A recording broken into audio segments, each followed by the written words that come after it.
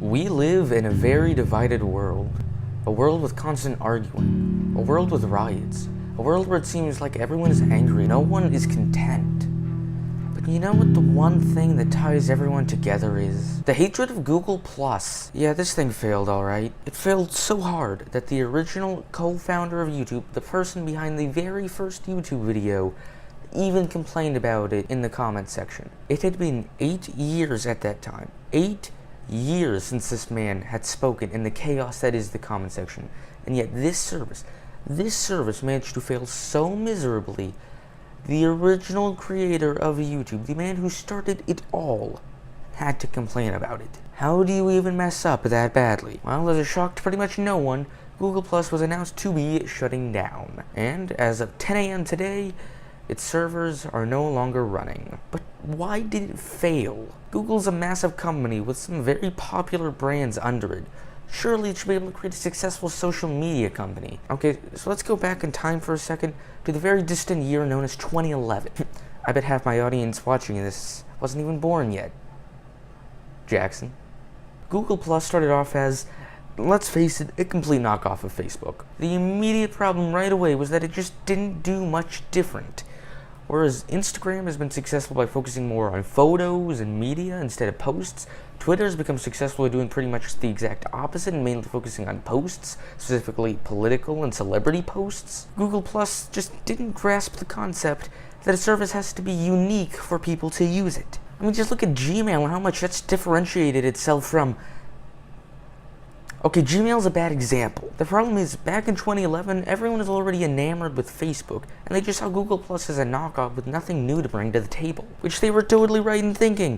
Why switch from Facebook, a place where all your friends are already located, and instead go to Google Plus, a knockoff where none of your friends are? So it makes total sense that no one signed up for Google Plus.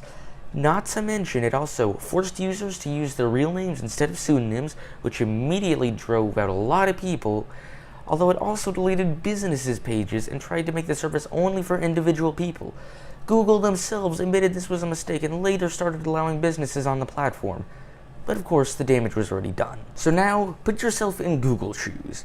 You have a couple of options. Option number 1, fire Susan Wojcicki. This has nothing to do with Google+, but hey, why not? Option number 2, try to ignite the Google Plus flame.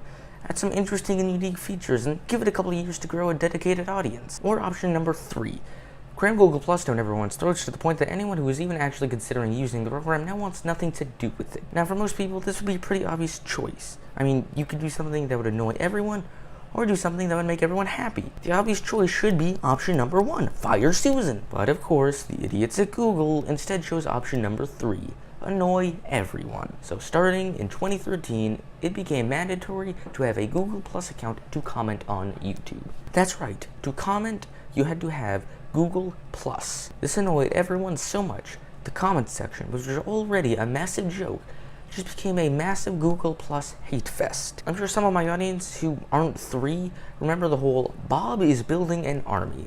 This Tank and Bob are against Google Plus. Copy and paste this all over if you are with us. Like I mentioned at the start, they even managed to get the original co-founder of YouTube to comment his disdain on this. 8 years he had been dormant. 8 years. Sure, in a way this idea kinda worked. Google can now boast that Google Plus had 500 million users, but 90% if not more of those people didn't even use the service. They just signed up for it so they could frickin' comment, Bob is building an army. This Tank and Bob are against Google Plus.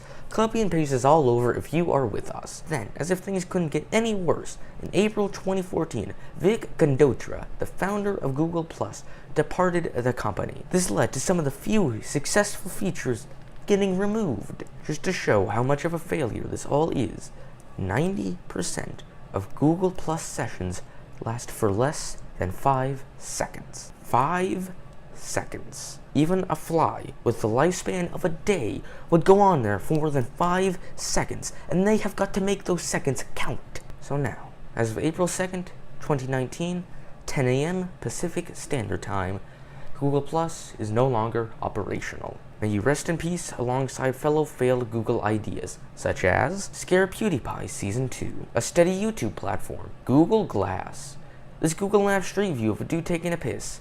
Yeah, try living that down. And finally, Google Lively. what the actual overall. Thanks so much guys for watching, and as always, remember, Google Plus negotiated the acquisition of YouTube identities while eating mozzarella sticks.